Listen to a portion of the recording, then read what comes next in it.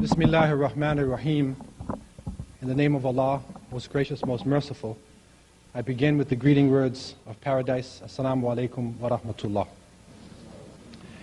And those are the words of peace. And I pray that the few moments that we have together tonight would be a source of peace and would also be a source of understanding. And peace and understanding, I believe, are two very important qualities in these times, especially with the world becoming a global village, in that people are sharing culture with each other, and especially with the rapid change in technology and with the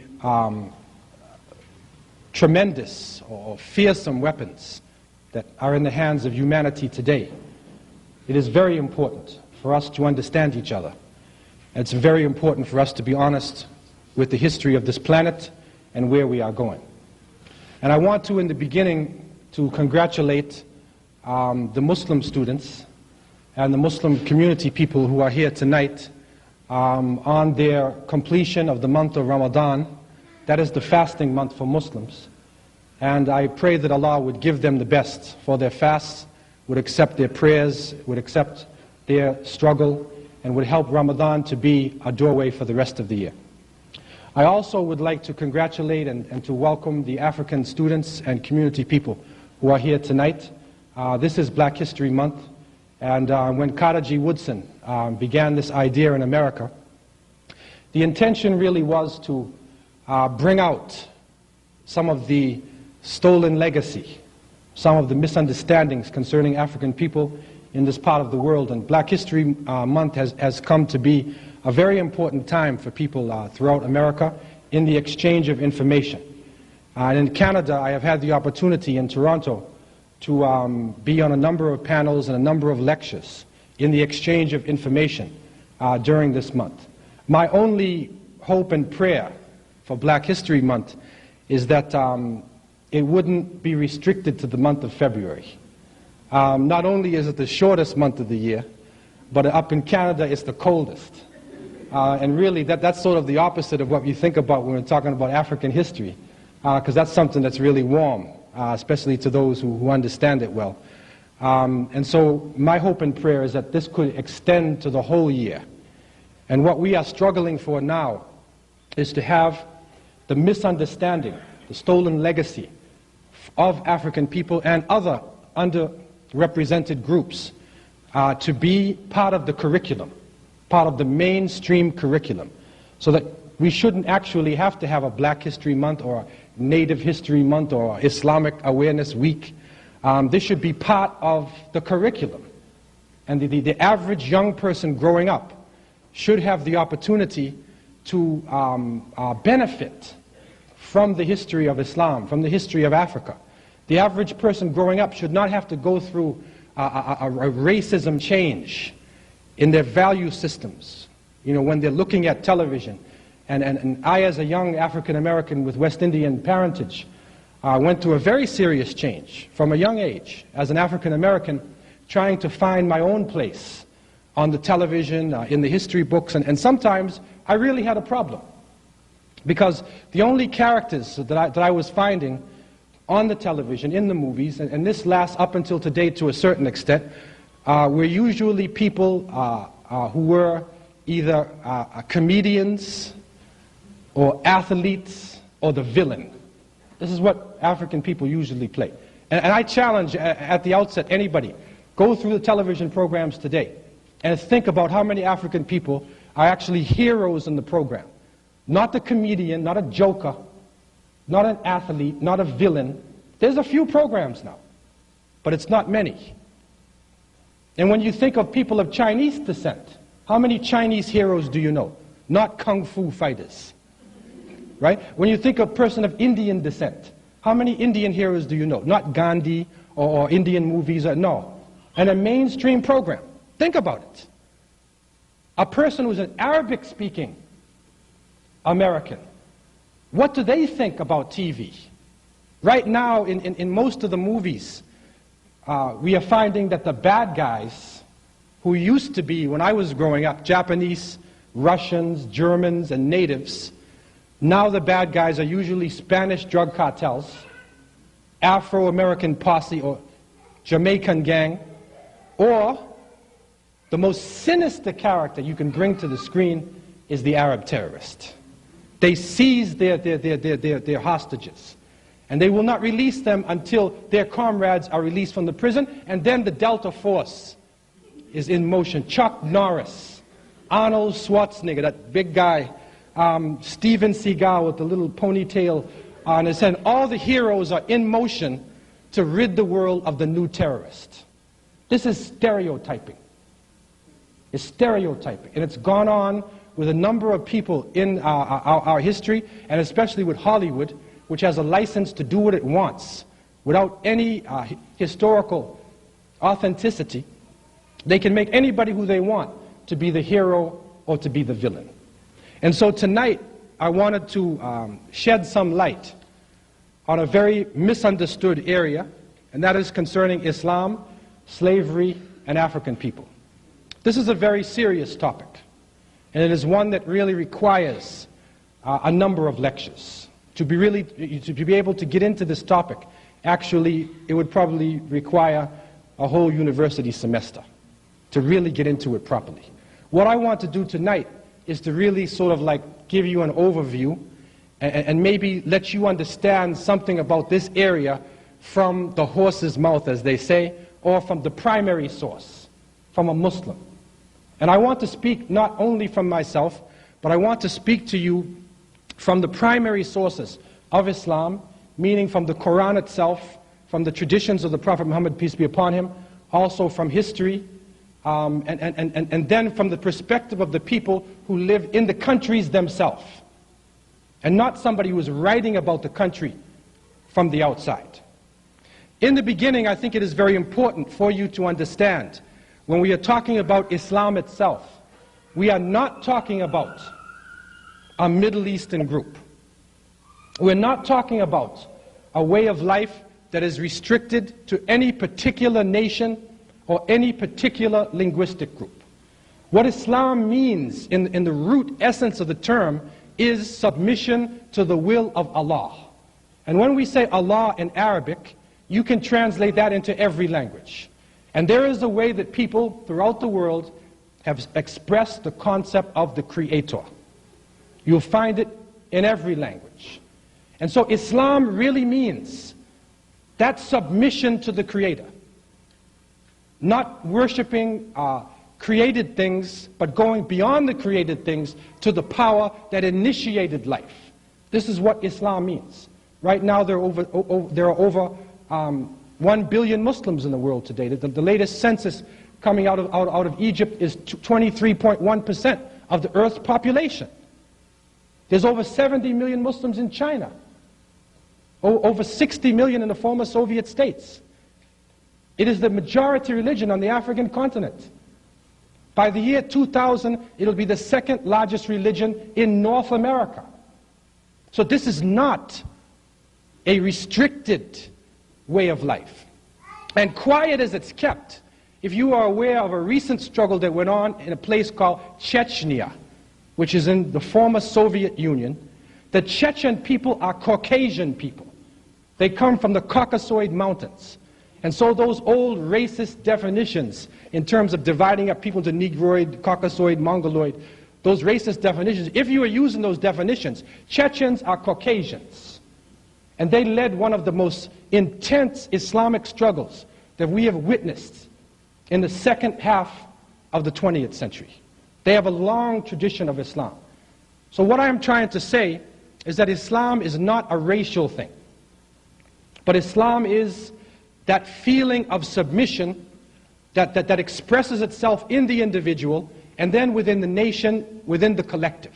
This is really what I mean by Islam.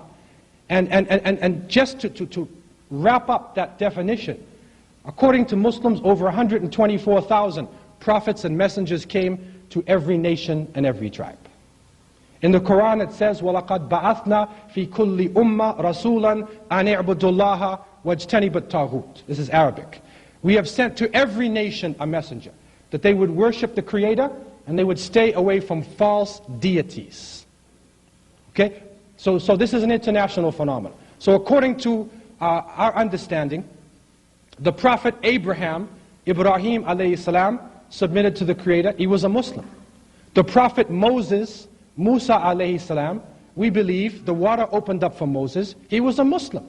The Prophet Jesus, Isa alayhi salam, we believe was a prophet. He was born of a divine conception. His mother had him without a father. But we believe that he is one of the prophets of Islam, meaning only submission to the Creator. The difference between the mainstream Christian church and us, for definition purposes, is that when it is mentioned in John the Comforter, we believe that the one who was destined to come after the time of Jesus, peace be upon him, was the Prophet Muhammad, peace and blessings be upon him, who was the seal of the prophets, who lived 1400 years ago or more in Arabia, the seal of this long line of prophets and messengers. And so when we talk of Islam, we are speaking about monotheism. For the definitions of people who may not be aware of religion in Africa itself, there's a discussion that goes on. And you have it on different levels. But basically there's a discussion that happens where people propose that in Africa, originally there was traditional religion. And the people worshiped the river, or they worshiped the tree, or they worshiped the sun. And then later on, that religion evolved into a higher level, or changed into a higher level, with the Semitic people coming into Africa. And then they say there's Judaism, Christianity, and Islam. This is what you get in a lot of university courses that you take. I want to challenge that root definition right from the beginning. What we are finding from going to the primary sources, going to the sources of the people themselves, and not other people who wrote about them, is that we find that Africa has been a place of multiple beliefs from the beginning of time. There have been people who have a number of different beliefs. And this is the way Africa is. If you go to the African continent, especially in traditional Africa, and you go to the city, you will find people of many different nations in the marketplace who are discussing with each other, who are trading with each other, who understand different cultures from different parts of the continent. It is a continent that is very much diverse in its languages, in its culture, in its expression.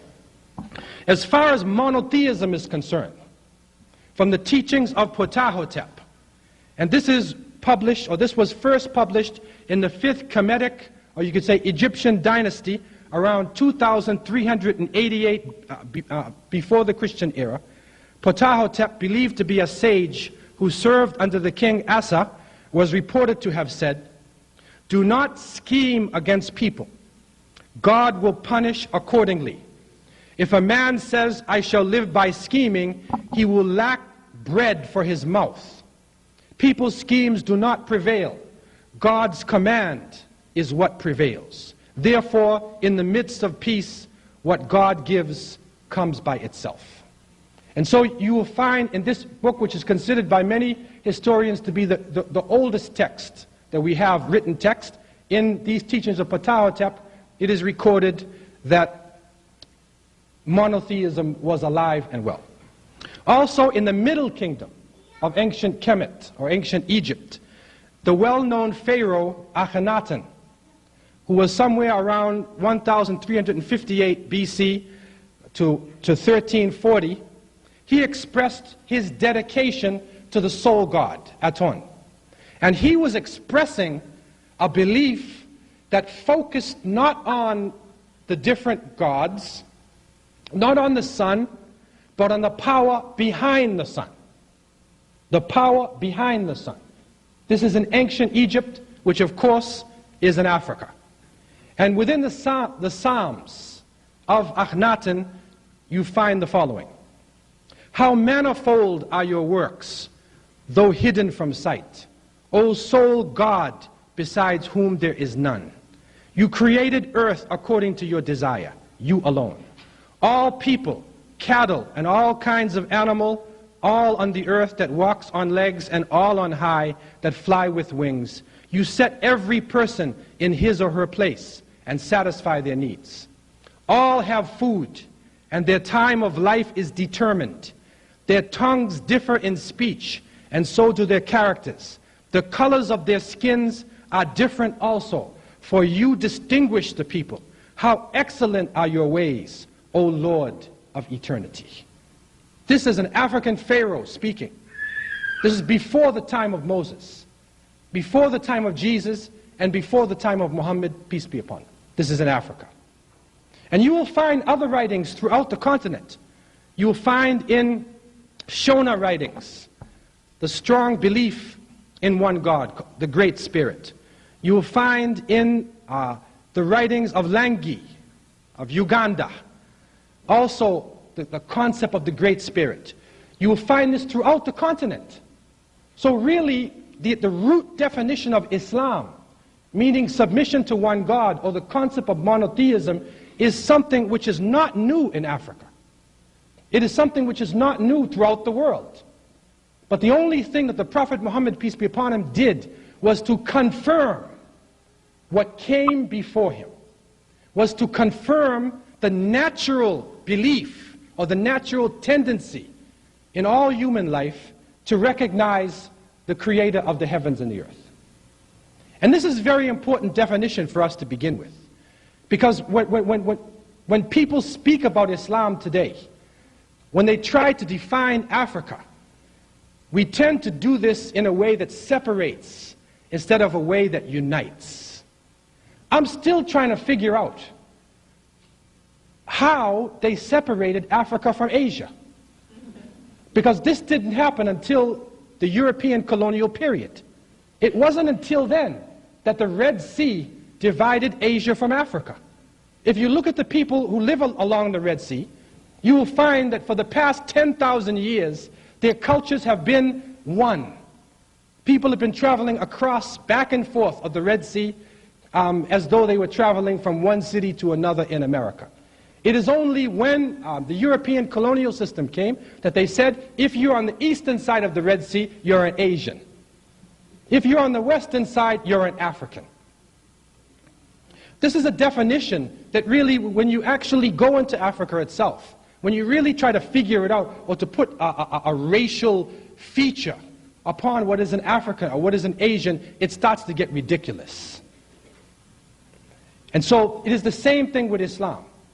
When you start to divide people up or start to categorize Islam, you will realize when you go to the root sources of Islam that it is ridiculous. Because from the beginning of the message of Islam, or the last message of Islam, the Prophet Muhammad, peace be upon him, had with him people of all different nations. Now, what I also want to look at before going into the specifics of Muslims themselves and their relationship to slavery is the concept of slavery itself. What we have to realize is that slavery in the ancient world was an international phenomenon. Slavery was in China, in Africa, in Europe, in the Americas, in the Middle East. It was everywhere in the world. It's almost similar to worker and boss today. Even the word slave itself, many historians are saying, comes from Slav. You know, like Czechoslovakia? Slavic people, because they were enslaved by the Romans. And so they looked at blonde-haired, blue-eyed people coming from the north as slaves. That's a strange definition today, especially with racism having overtaken everything. That's a strange definition. But in the ancient time, slavery was not defined by color. Slavery was a class, or it was a life that a person was put into for a number of different reasons. And so, when you look back at the ancient times, you will find in ancient Byzantium, the Byzantine Empire, under the digests compiled by a Christian emperor, slavery was considered part of the law of nature. Marriages between slaves were not legal in the Byzantine Roman Empire. Marriages between slaves and free were prohibited under severe penalties. You will also find that within America itself, amongst the native people, in China, in Africa, there was slavery. And slavery usually came about through warfare. That after the war was over, the prisoners of war, who were usually women and children, were taken by the other side and incorporated into the society. So the definition of slavery itself, if we are to look at Islam, which began not recently, but over 1400 years ago, to have the proper perspective, we need to have a proper perspective about slavery itself. You are talking about a relationship between people that was established throughout the planet. It was the way of life of the people on earth. If you were in a war and you were not killed, you were taken as a slave. This was all over the planet. Now, what has clouded the issue is that in the 15th and 16th century, and starting from the 15th century, when Christopher Columbus bumped into America, thinking he was going to India, lost, and discovered by the people in probably the Bahamas, who cooled him down and probably tried to give him something to drink. But he told them, I discovered you, I control you. And we foolishly have maintained this in our institutions for years. Even only recently, in 1992, it was the 500th anniversary centennial of the age of discovery. But my question was, at that point in time, who was discovered? Was it the people here or Columbus? It was Columbus. That's what they should actually have been saying. But what you have to deal with is the mentality. Not Columbus himself, because Columbus was very late. And historians recognize now that many people made it across long before Columbus. That's another lecture in itself. But African people made it across, Muslims made it across, Vikings made it across, Phoenicians made it across. Many different nations were able to come across the Atlantic and the Pacific, on the other side too, and come into the Americas. The important point is the mentality.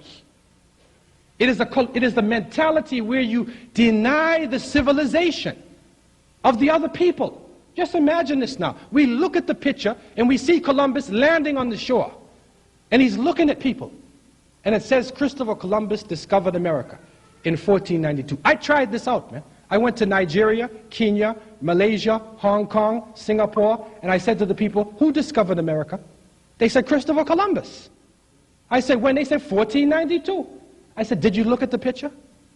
They said, oh, that's right. There's other people in the picture. So this mentality of exclusion, the mentality where people are living there, yet you don't recognize their humanity, that is the one that is the poison that destroyed the relationships, where racism became a tool of oppression and a tool of mental and physical exploitation. And we find that from the 15th and especially 16th century, that slavery became a racial phenomenon. When Europe found in Africa a source of cheap labor to bring into the Caribbean, South America, and North America to produce sugar and cotton and tobacco and the other products, they looked to Africa. They tried poor whites first, but that didn't work. Because they looked at themselves, they looked in the mirror, and at the master, they said, wait a minute, I look just like you. I'm not going to be a slave. They tried the native people, but the native people had been here for over 10,000 years. And so they refused to submit. They would either run away and fight, or they would just die. So they looked to Africa. Because African people not only would be very visible, especially if you brought people out of West Africa or Central Africa, they would be very visible. Also, the climate in the Guinea Coast, the Gold Coast, Angola Coast is very similar to the climate in the South, here in the South, and also in the Caribbean and South America. Also, people had ways of dealing with agriculture, advanced ways of agriculture. So they figured all these things in and then targeted Africa. As we know, the slavery period began and millions of people were brought out of Africa into the Americas. Slavery became racial. History also records that there were African people who lived in America at the time of the 13 states who had their own property, some of them even had slaves. Some of the African people, I believe, were also part of the native culture, because they had come across with the Mandinka. And there's a book called Deeper Roots here. You can read Ivan van Sertima and other people, and you will find out about the discoveries before Columbus. So African people were already here. But slavery became racial. Code Noir, the black laws.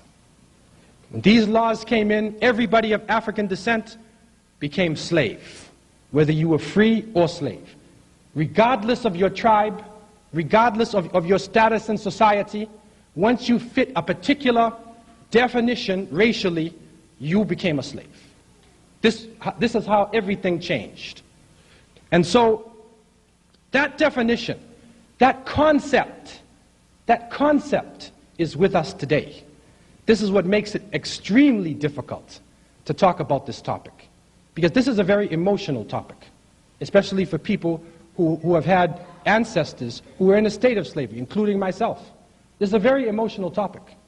But we have to be able to look at this topic in the proper perspective, so that we ourselves would not fall into stereotyping or into wrongly accusing people of something that they did not commit.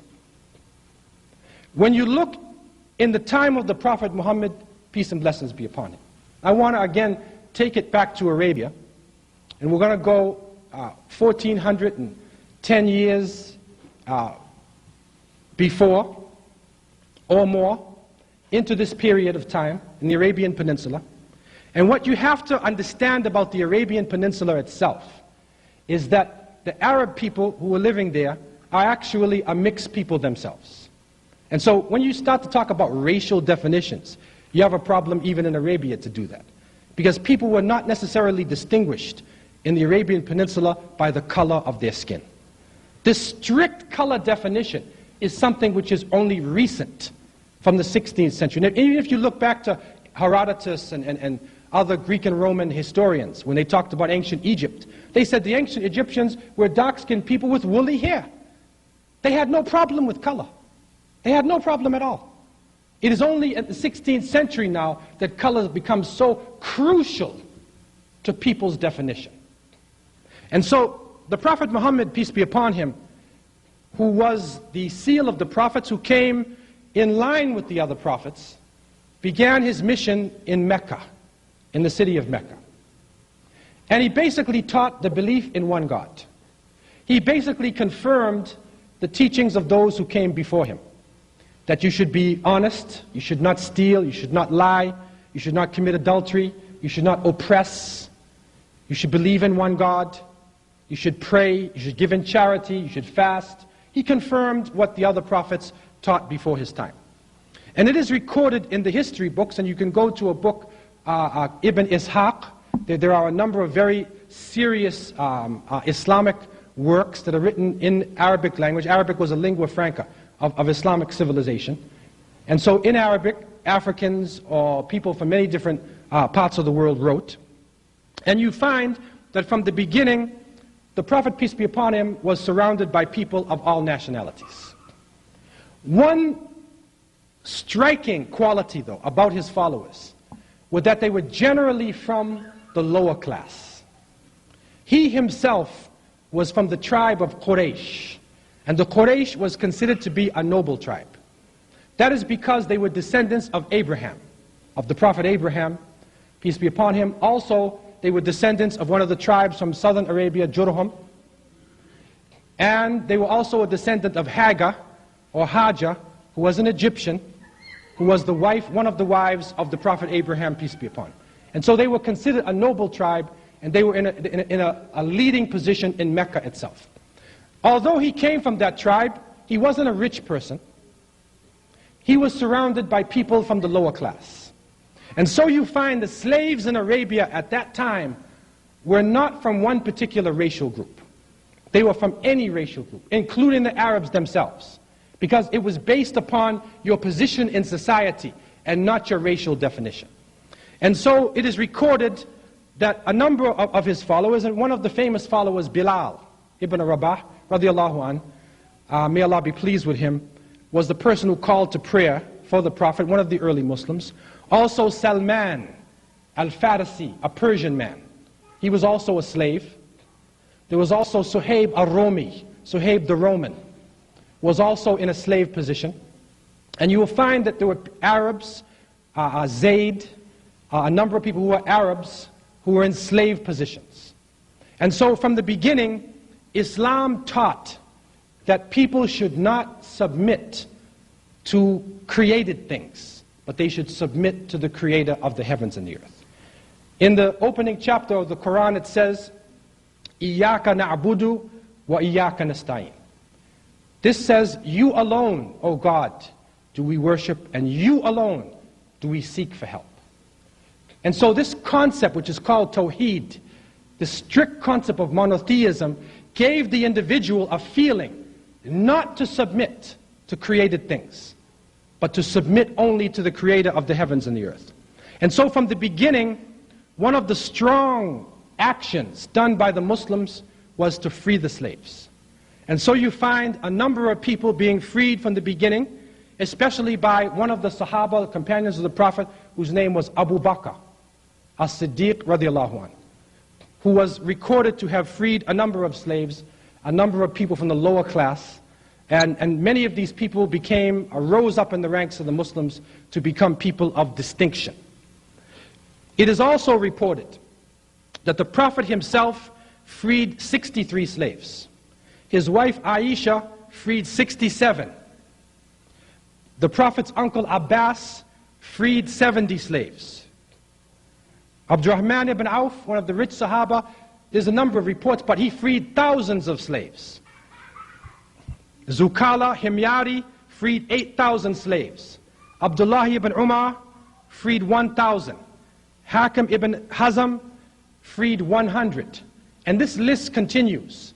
And you will find within the annals of history, if you read the history book of At-Tabari, Tariq At-Tabari, Ibn Kathir, Ibn Al-Athir, you go into the actual reports from the language of the people living at the time, you will find a number of people who were released from slavery by the Muslims who were struggling very seriously in those times to try to right the wrongs and to bring the society into a society of justice. Also, we find that the Prophet, peace be upon him, made it very clear in his language to his followers what their relationship should be.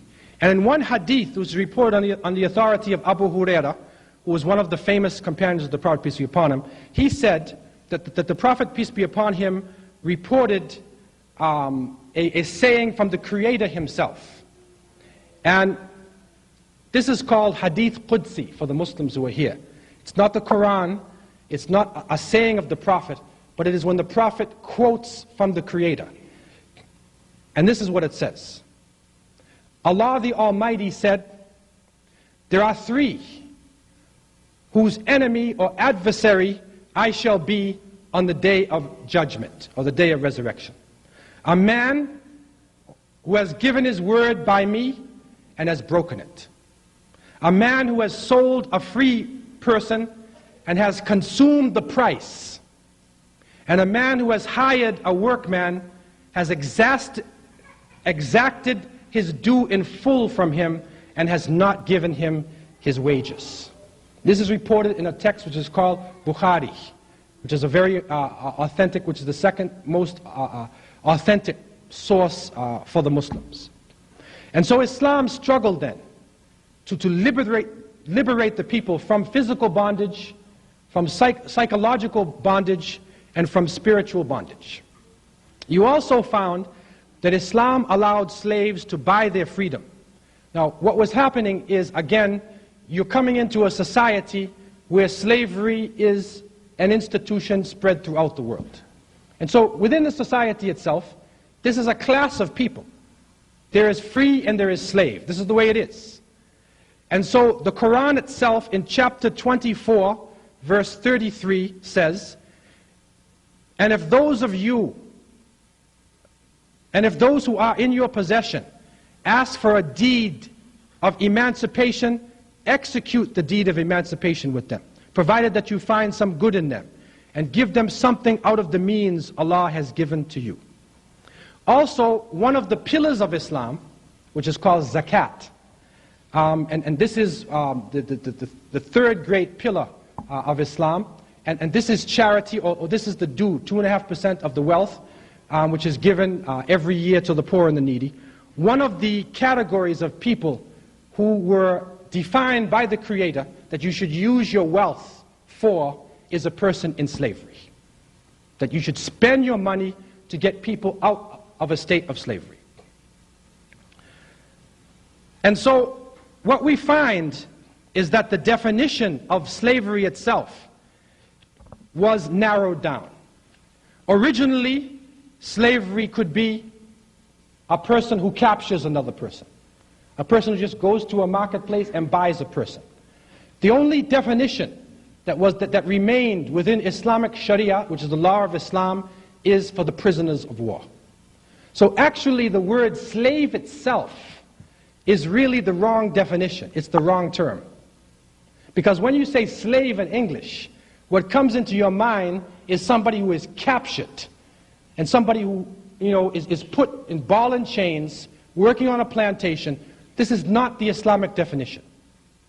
The Islamic definition of right-hand possession is a person who comes into the society as a prisoner of war. And so what Islam basically was doing was phasing out this institution of the prisoners of war. It is not a needed institution. It is not one of the pillars of Islam, as the New York Times might say. But what it was an international institution. It was a relationship that people had throughout the world. And Islam was bringing the people out of the institution, phasing it out. It was not wise at that time, according to what we understand, to try to totally eliminate it. Because the relationship of slave to master was a relationship throughout the world. And so therefore what was done, it was narrowed down. Capturing a person was prohibited. Going to the marketplace and just buying somebody for any reason was prohibited. It is only when a person is a prisoner of war. In that condition, according to the traditions of the Prophet, peace be upon him, we find that if a person fell into that condition, that they were supposed to eat the same food as the person who was above them, wear the same clothing, not supposed to be punished or harmed, and they were supposed to be helped to come out of that condition as soon as possible. This is the root definition of quote-unquote slavery within Islam. It is a narrowed down institution which was not a pillar of Islam and not a necessary institution within Islamic life. And so you find that as Islam spread to different parts of the world, in many parts of the world, slavery completely disappeared. In some parts of the world, when people, in the name of Islam, wanted to take advantage of other people, slavery then continued. And I'm not here today to stand in front of you and say that slavery did not exist in the Muslim world, and there were not people who were quote-unquote Muslims who were not involved in slave raiding or slave trading. What I am here basically to show you is that there is a difference between a person who is actually practicing Islam in the proper way, according to Sharia, the Islamic law, and a person who has an Islamic name, who comes from a Muslim family and carries out what they want to carry out anyway. There's a difference between the two. You might find a person, well, iyadu billah, may Allah protect us from it, who is a Muslim, you might find him drinking alcohol. Muslims don't drink alcohol, but you might find somebody who drinks. That's his problem. That is not Islam that made him do that. That is the choice that the individual made to carry it out. When you look at the history of Islam in the era that is called in Islamic jurisprudence the time of the Salaf as-Salih, this is the first 3 generations of Islam, you find within that early time there is no slave raiding that is going on. There is no historical report.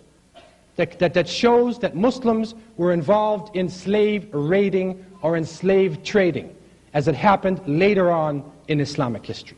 That is the source for Islamic lifestyle. And so people have practiced Islam based upon their understanding of their relationship with the Creator and their ability to perform the Sharia. When African people were taken into slavery from the west coast of Africa, and quiet as it's kept, we are now understanding that maybe close to 30% of the slaves taken from the Guinea coast of West Africa were Muslims. Close to 30%.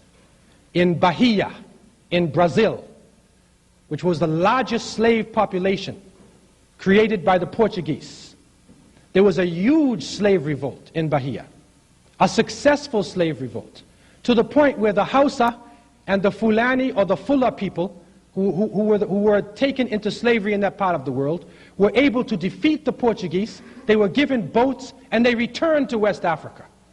And you can go to Lagos today and you can find Brazilian mosques, which is a mosque, a house of worship built by people who were captured, taken to Brazil, and then won their liberation and returned to West Africa. You also find that in Suriname, the Bush blacks led a great revolt. And if you go to the interior of Suriname today, you will find African people who are free people, who fought for their liberation. One of the leaders in this revolt, his name was Arabi, and his general was Zamzam. Zamzam is water in Mecca that the Muslims drink. It's been flowing from the time of the Prophet Abraham. This is in Suriname. Also you find that in Trinidad, Mohammed Sise and a number of Muslims who were captured prisoners of war or slaves were able to get their freedom and actually get property in Trinidad, and they actually had a society going on in the Caribbean. And you find that all over the Caribbean in the writings now, we are reinterpreting the writings and we understand that when the term Mandingo is being used, they are referring to a Muslim. Mandingo. This is the terminology now. They wouldn't use Muslim, because you have to remember that the Spanish were paranoid of Muslims, because Muslims were in Spain for 700 years. And so the Spanish had to overtake the Muslims in Andalusia, right? Seville, Toledo, Granada, Cordoba. So they didn't want to hear the words Muslim. They wanted to erase it. They just baptized everybody on the boat. And so nobody could use it, especially the Muslims. But still, records are coming to us. In 1821, in the Manchester parish of Jamaica, a document was being passed around which is called Wathiqa. Wathiqa. It was written in Arabic. This is a document which is now being linked by Nigerian scholars to a document written by a West African Islamic reviver of the faith. His name was Sheikh Uthman Danfodio of the Fulani people. He wrote a document which was called Wathiqa ibn Fudi ila Ahl Sudan wa man sha'allahu min al-Ikhwan. This document says it is the document or manifesto of the son of a scholar, Ibn Fudi, to the people of the Sudan, meaning right across West Africa, to the Sudan today, and those whom Allah pleases from the brethren, meaning his students or talaba. This document, Wathiqa, was calling the people to resistance. Resistance. At that time, it was against the petty Hausa kings who were oppressing people in Gobert and other parts of Hausa land. There was a revolt, a resistance that went on in the time of Sheikh Uthman, rahimahullah.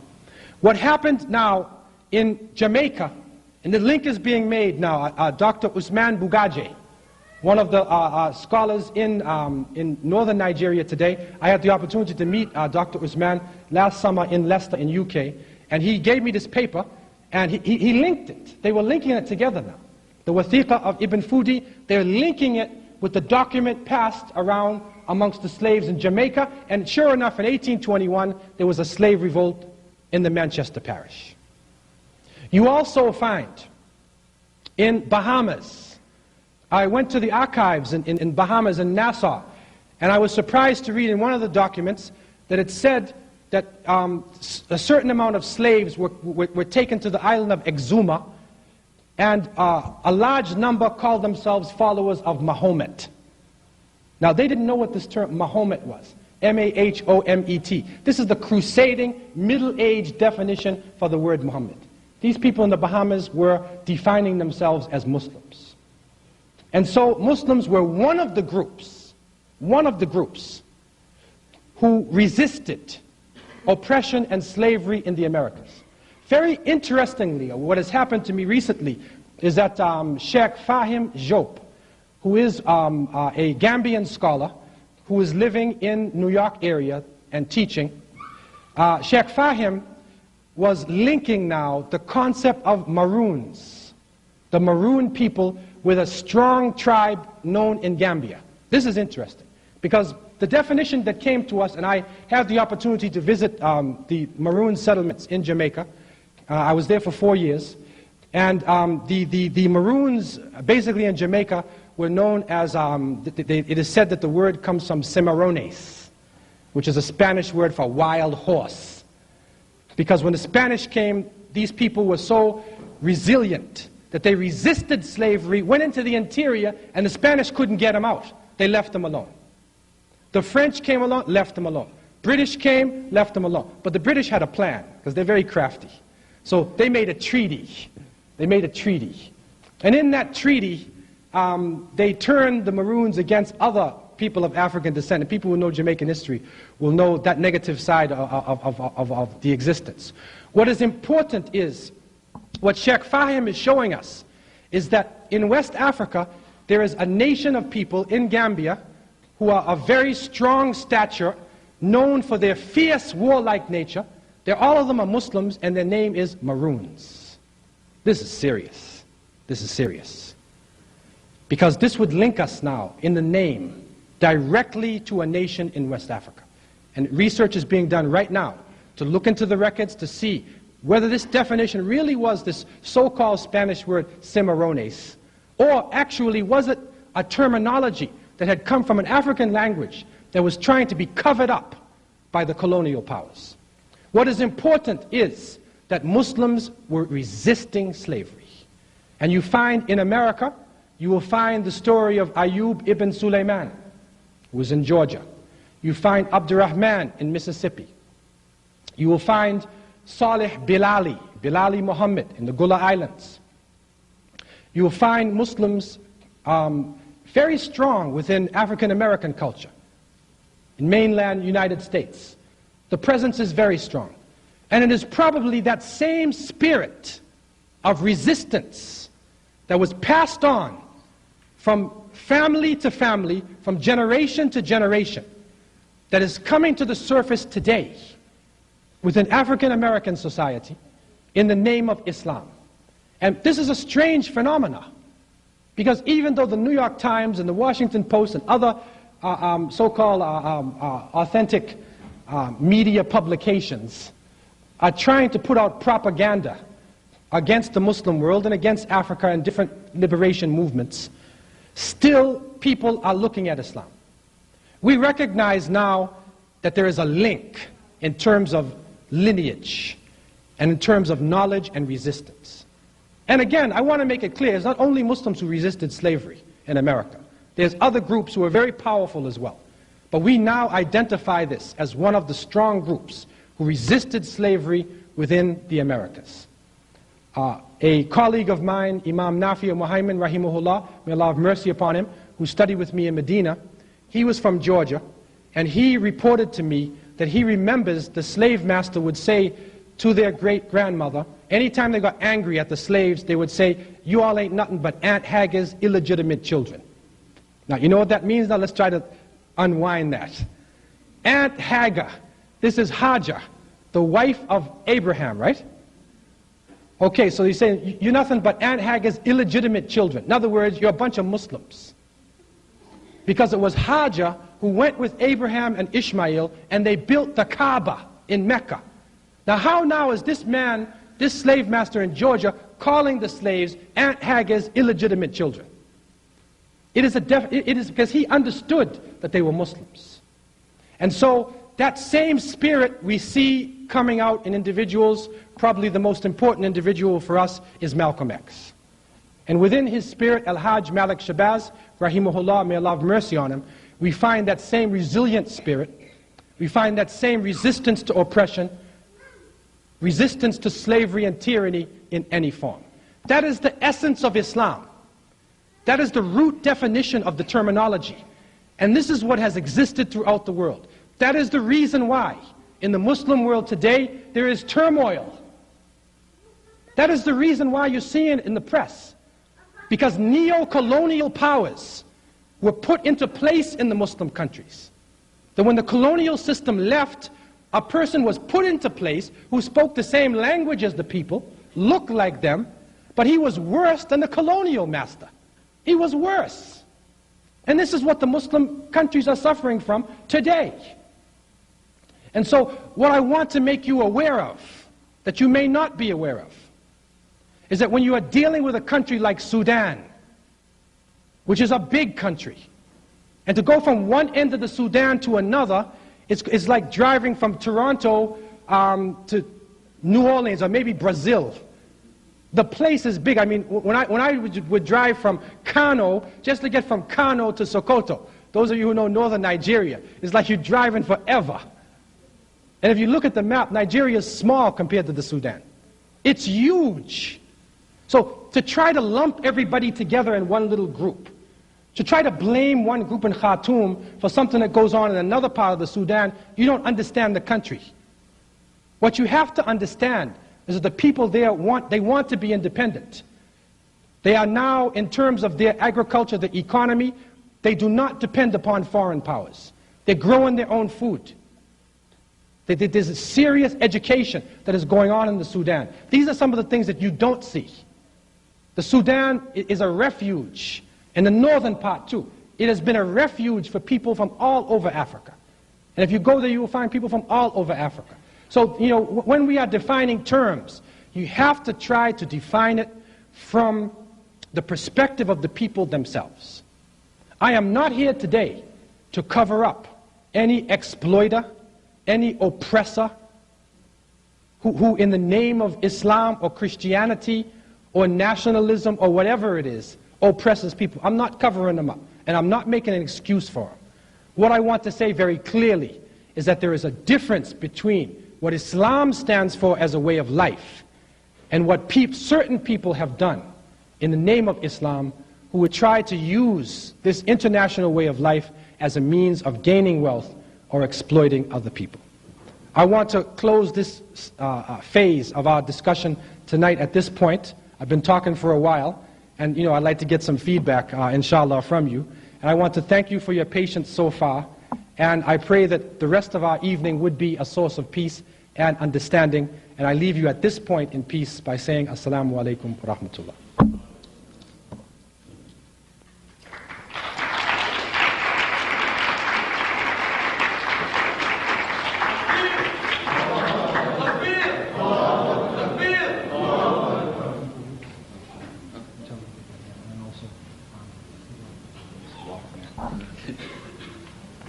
Thank you very much. Jazakallahu khairan, which means Allah give you goodness. The Prophet sallallahu alaihi wasallam, peace and blessings be upon him, said that there's one thing that you should do from the cradle to the grave, and that is to seek knowledge, and wherever you find it, to take it. So on that note, without any delay, we're going to have a question and answer session, and I believe everyone was given a note card and some pencils to write down their questions on. And if you want to, you could just raise your hand and just ask the question out loud. But if not, just pass the cards down the aisles or outside the aisles, and someone will come by and collect them. So inshallah, we'll go ahead and go into that.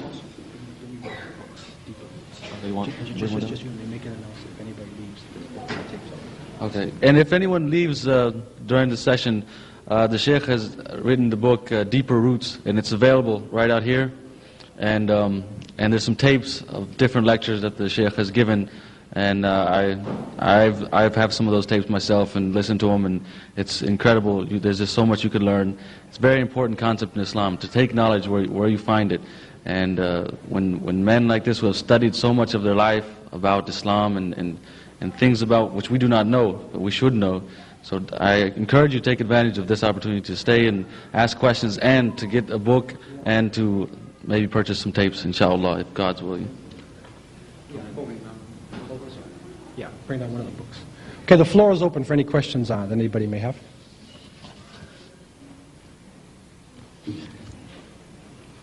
Now, what I would like to ask, and I would like to reserve the right to basically deal with questions that are connected with this topic. I know there are Muslim brothers and sisters here, and there's a lot of questions, right? But some of them is going to go too far off in another angle. And with respect to the non-Muslims who are here tonight, we want to keep it restricted to the topic itself and not go too much. There's a question about the Ahmadiyya movement. There's about Sufism in Islam. And all this. I mean, brothers and sisters, we can have a session afterwards, man. We can have a session, man. But we want to deal with this thing. Yes, sir. Thank you very much for this speech and the light. I have a question about most of the examples you gave, Muslims or Islam resisting slavery. Most of the examples you gave were people that were going to be enslaved, so it makes sense that they would resist slavery. So what I'd like to hear more from you, since you have much more knowledge than I do, as present day Islam resisting slavery. Well, basically speaking, slavery, as you know, has taken different forms. And what I would say is that slavery today, has gone from ball and chain slavery to economic slavery. And there's also psychological slavery. Because really, what has happened to African people in the West, as I'm sure you're aware of, is that people were enslaved not only physically, but they were enslaved psychologically, mentally, spiritually. And so therefore, there's a physical resistance where you fight back the system, you run away, you revolt, okay? But now when the institution is gone, the slave institution in this part of the world, for instance, doesn't exist. However, there's a psychological one. There's a spiritual one, where people are being put down, where racism is continuing.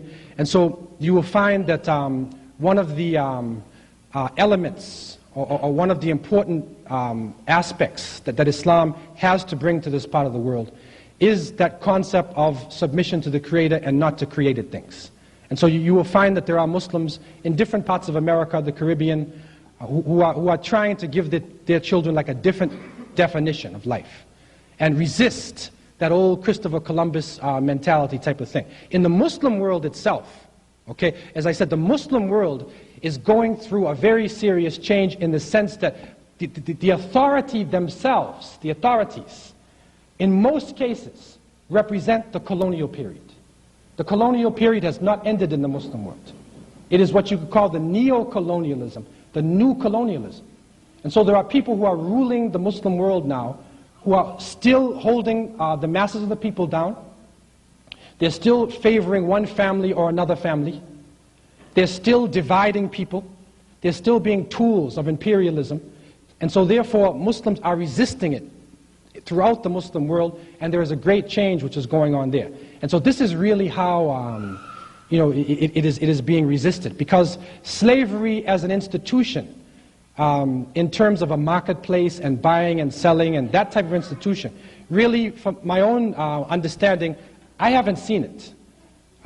There's a brother from California named Sheikh Hamza Yusuf. He studied in Mauritania. He lived in Mauritania for a while. And his witness was he never saw it, buying and selling of people. He never saw that. In the Sudan, actually next week at Rutgers University, there's going to be a very important session. If any of you can get up to Newark, New Jersey, next Saturday, the Minister of Justice of the Sudan is going to be there. He's going to be on the firing line. Also, Dr. Suleiman Yang, who is a Gambian scholar in Howard University, and myself, inshallah, will be on this panel, and it's dealing with slavery. So the Minister of Justice is going to be there, man. So I don't know what's going on in the Sudan itself. What I do know is that, basically what I've heard from it is that the government in the north, basically, and the people in the north, they are not involved in this. If there are people who are involved in raiding or trading, these are renegades. This is a renegade group that is doing this.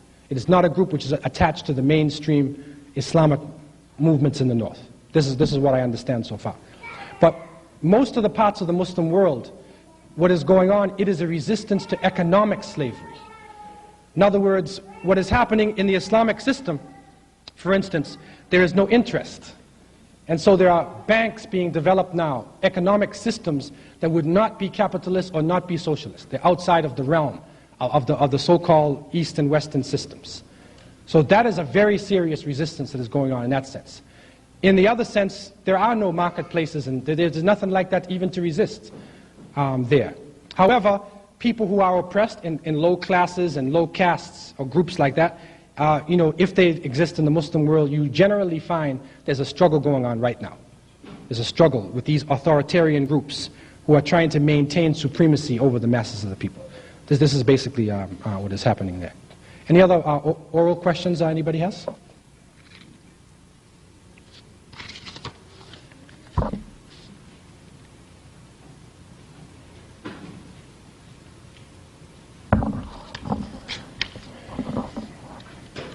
It says, how can Islamic history be included in school and college curriculums with the existing separation between church and state?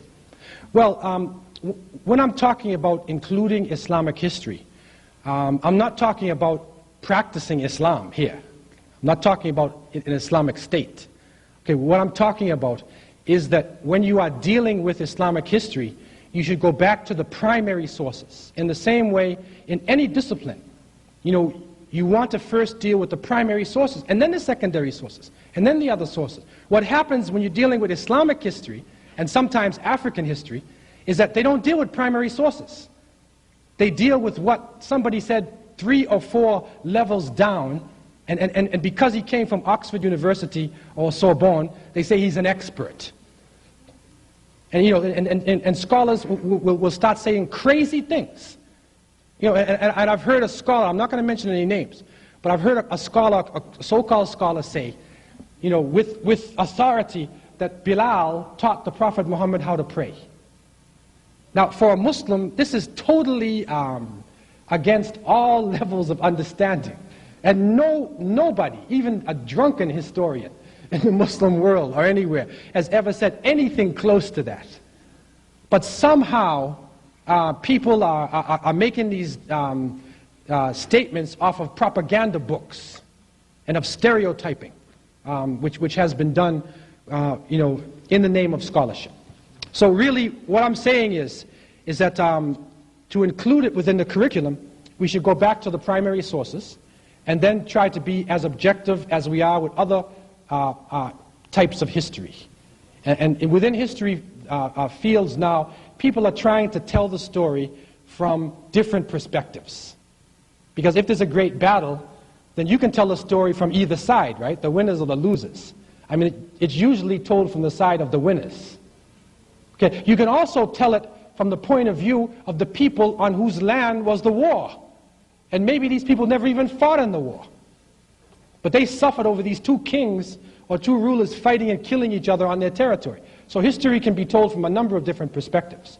And what I'm saying is, to understand Islamic history properly, you would have to also give the testimony of Muslims themselves to be able to understand Islamic history. And fortunately, we have hundreds of authenticated historical works in Arabic, in Persian, in Turkish, in Swahili, in a number of different languages. We have a number of works that can be read and can be used as primary and secondary source material. Any other questions anybody has? Oral questions? Yes, ma'am. It's supposed to support some of your points is that there's another document, which I'm ashamed to say that I can't remember the author's name, even though I worked on this document myself as undergraduate. But it was written in the 17th century, around 1680, 1690 by West African Islamic scholar. And in that document, they describe nations that may be taken in slavery through acts of war. And in the document, it describes the Muslims of West Africa who are black and skin color, and specifically states in the document that these people are not to be enslaved under any conditions because they are brothers of Islam. And from that document, the myth of Ham was created and perpetrated by Christian slave owners to justify why dark-skinned people deserved being enslaved in the Americas. And when you look at the original text, which goes to your point of the necessity of going to the primary text, when you go to the primary text, the myth of Ham is not the myth of Ham at all, but it's a discussion of which peoples in Africa have submitted to white God and were therefore free from being taken as slaves. So I just want to use that to underscore your point about the necessity of looking at it from the primary source. That's right. Any other comments or questions anybody has? Yes, sir. Have you done any study of the situation that existed on the East African coast, Zanzibar, and what some people report as the slave trade in that area? Well, I had the opportunity in 1995 to go to Zanzibar. And I was a friend of a family who knows, there's a Saleh family. Actually, the Saleh, my friend's older sister was Karume's wife, the one who was overthrown. And we was looking for Dr. Sharif. There's a Dr. Sharif who was a well-known writer out of there. I was looking for Dr. Sharif. And so I went to Zanzibar, and we went downtown. And one of my friends there was a tour guide. He did this to make money. So I said to him, I want you to take me on a tour of Zanzibar. Just the same way you take somebody from France or Russia or wherever. Right? Just give it to me the way you're supposed to give it to a regular. So he took me to a place. They said this is the slave chambers. It's downtown, right? The slave chambers. And it was a stuffy place. You go down inside there. And my friend is from the Saleh family. They're Omanis, okay? Although he looks like an Afro-American, but he's an Omani, right? And so he was talking about the dirty old Arabs and what they did. They took the Africans and they did this to them and whatever. And I was getting uptight myself. I was going to punch the brother in the head. Like, I was really like, I was feeling like, because my own thing was coming out, right? And he was almost crying. Because he was saying, like, how could my family have done this? Okay? And that was then we went up and there was a cathedral there. And they said that this Catholic church was built on the place of a slave market that was there downtown. Okay? And then they took us to Sultan Baragash. He had a palace there and whatever, and they took us around. So then I went to the archives, and I met Professor Hamad, who was one of the main professors in the archives. And we started to talk. And he told me that Dr. Sharif and the main historians in the island, when independence came and they opened up these slave chambers, they challenged the place. What they said, they found out, and they have historical proof to show, that the slave chambers was actually a place where the British stored medicine, because there was an outbreak of cholera. It was not slave chambers. Okay. Also, the so-called slave market, they said when they checked the records, there was one stand that was there, okay, and you know that there was a low volume of actually slaves who were sold from that market. And when Sultan Baragash was ordered by the British to count the slaves, you know, to free everybody and to count the slaves on Zanzibar, he counted 10,000 people who could be of a slave lineage. And there's a fairly large population there. And so what we realize from that is that there has been exaggeration that has gone on. There's been a big exaggeration. Okay?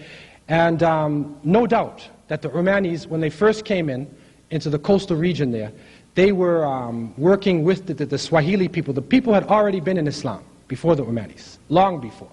Some people even date it back to the 2nd or 3rd century after the Hijrah, that Muslims penetrated East Africa. So the Swahili culture was already developed. So when the Omanis came in, they were helping the people resist the Portuguese. But after a while, when they took over, they became pirates themselves.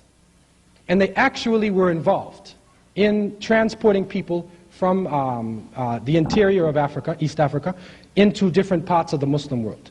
And even in Pakistan and other places, there are some African groups that can be linked to the slaves, the Makran, they're called in Karachi.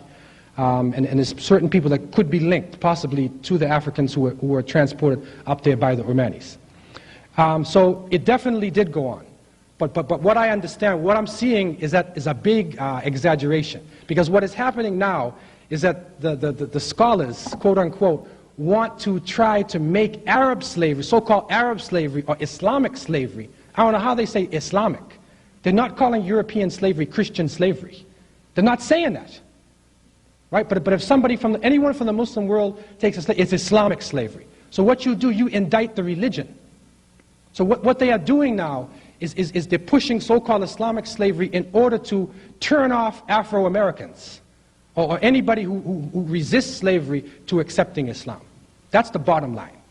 And it's really unfortunate because there's a lot of people who are being confused and even policy was being shaped. And the British did it purposely. They divided the Swahilis from the people from the upcountry in Kenya and places like that, saying you're an African, you're an Arab. Okay, although the person who was supposed to be an Arab, for all intents and purposes, is an African. Maybe he has a grandfather or a great-grandfather who came from Hadramaut or Yemen or something. But for all intents and purposes, he's an African. Okay, but they say you're an Arab and you're an African. So they divided the people up. So it's like divide and rule. It's divide and rule. It's strange to me when they say the Arab Sudan and the African Sudan. Because when you talk about Arabs from the north, they are as dark as anybody in the darkest part of Africa. Many of the people from the north. So for us, for Afro-Americans, like we get thrown off when we go to Africa, man. I mean, they get thrown off by us. Like even when Malcolm X went there and he got red hair, right? And he's light skinned, or somebody like myself who's a mixture, right? So then you go over there and they say, you know, which part of you're African? But for us, we, because of racism, I mean, I am an African American. I understand that. And that's our definition. But in Africa, that's not the definition, man. When you go over, they say, like, what's your tribe? What's your nation? What's your language? That's what they're asking you. Okay? Now, Islam breaks a lot of that down, because if you're a Muslim, then people will accept you anyway. So Islam breaks all that down. But if you're not dealing underneath Islam, then you come up with this different understanding there. And our understanding here is different, because you say Arab, so you're thinking of a light-skinned person with a nose, and then the African, whatever these definitions, right? This is totally opposite to what it is, man. The so-called Arabs can be anything. They can be light-skinned or they can be dark-skinned. It is not a racial group. It's not a racial group. It's a linguistic group and a cultural group. And this is a total misunderstanding. But because people do not have access to direct information from the Sudan or Africa, they just look at the people, oh, see those Arabs? They're doing it again. And you develop this stereotype. So Arnold Schwarzenegger, get them. Chuck Norris, get them. Stephen, go get them. Because they're terrible, right? The Crimson Jihad. Go get them, man. Send the Delta Force and get all them Arabs. This is what is happening, man. It's stereotyping. It's stereotyping, man. And it really has a negative effect on a lot of young people who get confused when they go to Africa and find something different when they go there. I'm studying West African history, and they were saying about in West Africa, they are talking about the Almoravids, Almorabitun, and they came in the 11th century, out of North Africa, and they destroyed the kingdom of Ghana in the 11th century. Then when you look at the records, there's Conrad and Fisher, they put out this article, they call it The Conquest That Never Was. Because when you go back and you read Al-Bakri and you read the different writings of the people who recorded it, the Almorabitun, they never invaded Ghana. They assisted the king. The king stayed in power after they reached. Now, if you invade a country and defeat it, the king does not stay in power. You kill the king. The king stayed in power. And all the definitions being used by the writers of the history were not conquest. But they want to divide north from south. The Berbers in the north, the Arabs in the north, the Africans in the south. Right? In the same way, like here, the light skin, the dark skin.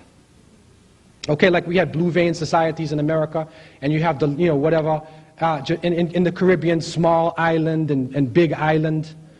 You have all this different, things where, a person from Barbados feels like negative when he goes to Jamaica. This is a Caribbean thing for people who are there. Like, my grandmother's from Barbados, right? So you go to Jamaica and you say you're a Bajan. Okay, so where do you get this division of people? So this is what's being done to divide up people so that they cannot work together and they can't really understand what is going on because they're caught up in their division.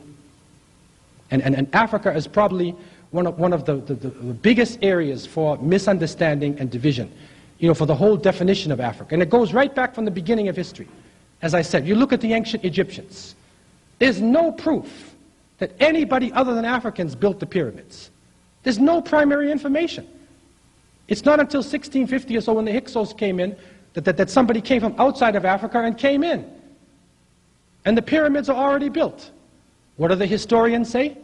Either they say the aliens came down from outer space, built the pyramids and flew back out, or they give you Stargate in the modern version, or they say somebody who looks like Elizabeth Taylor, Richard Burton, or Yul Brynner, they built the pyramid. Because that's racism, man. It's racism. It's racism, and it's being used to divide and conquer. Yes, sir.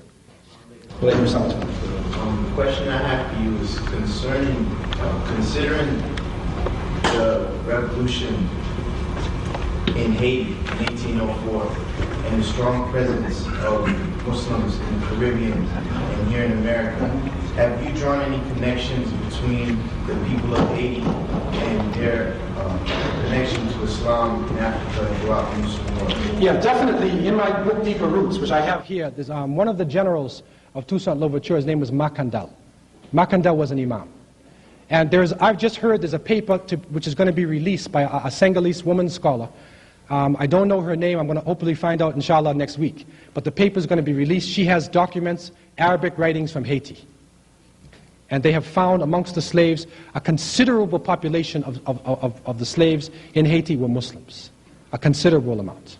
And so this paper hopefully will be released within the next few months.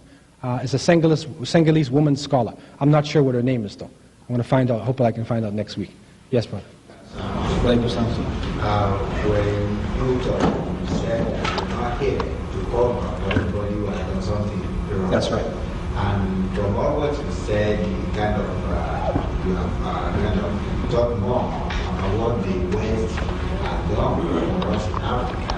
And I still recall from Ali Azuri's Africa and People Heritage, I believe there were some slaves too that were taken by the Arabs. So what do you want to say about that? Okay, I agree. As I was speaking with the brother about Oman, that there were definitely Arabs who were involved in the slave trade. Definitely. There were Africans who were involved in the slave trade. If it wasn't for Africans, the Europeans would never have been able to go into the interior. The tsetse fly was killing them. And the malaria. They couldn't make it in. But it was one nation pitted against another nation. And then selling captives of war, or people, or prisoners, or whatever, people they want to get rid of, making money to get the guns and whatever else. But if they were tricked and they were used. So people, other than Europeans, were involved in slavery. Europeans did not invent slavery. They did not invent slavery. It has existed in every part of the world. The only difference is that the volume of slaves in European slavery is higher than anywhere else ever. And then racism coming in. And the effects of it still on the minds of the people up until today. That is the difference between what happened. Within the Islamic so-called slavery, there are leaders, major leaders in Islamic history who were from slave families. In the Abbasid Caliphate, Harun al-Rashid, who was probably maybe one of the richest men in history in Baghdad. Okay, he was from a slave family. Qutb ad-Din, one of the famous leaders in Delhi, in India, a famous leader, he was from a slave family. And you'll go and you'll find many of the great leaders within Islamic history came from slave lineage. So there's upward mobility. But this form here, there's no mobility. But down into the ground, that's your mobility. And racism still makes it difficult for people to make it up in the ranks. The left, this is what the difference is within it. But definitely Arabs were involved in it, Africans were involved in it, Indians were involved in it. But what I'm trying to say is that Islam, as a way of life, is free of this. Islam is free of this. Now, to understand why Islam did not totally abolish it at that time, that's a question. Okay? As I said, what we understand from the perspective is that it was phasing it out because it was a worldwide institution. And it narrowed it down to such a small level that, in many parts of the world, of the Muslim world, it ended. And there's no need for it. But only people who wanted to exploit, try to bring it back to life. But it is not a pillar of Islam. It is not needed within an Islamic state or any type of Islamic community. It is not needed at all.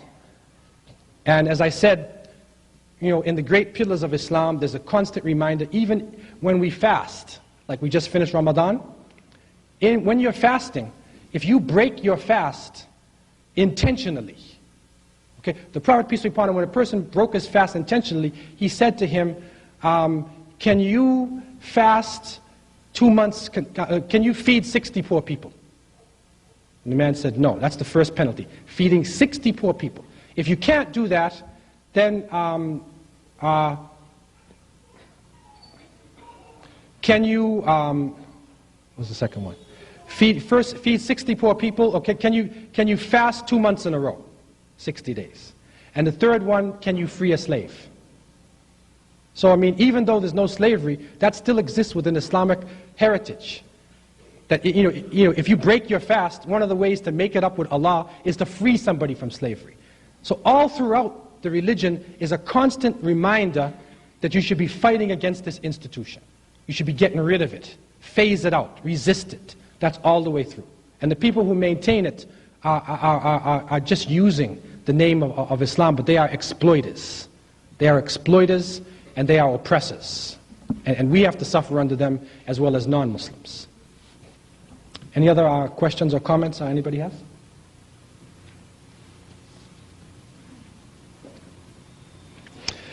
This question is going off. I went off myself a little bit, but it said, how can you explain the fact that there are only pyramids on the north of the equator? Inca, Aztec, Egyptian, blood is the same. Didn't they possess the knowledge we have? Okay, this pyramid is another discussion, this pyramid understanding. Maybe I can have this with you afterwards, whoever asked this question. It says here, a question about a different form of slavery. Do you know of any evidence that can substantiate the claim that the government used the CIA to introduce slaves or drugs to the African American community? Okay.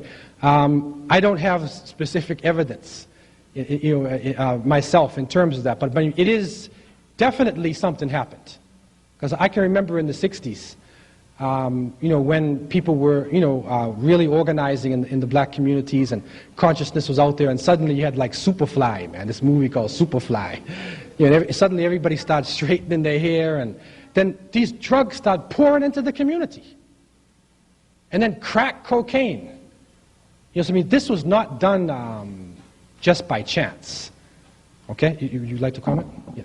There was a documentary that was produced recently in Washington, D.C., and there were several government officials who participated, like Maxine Waters, the congressman from Los Angeles, and some other people, a professor at the University of Maryland in the history department, and they documented that there was a connection with the Nicaraguans in terms of bringing cocaine into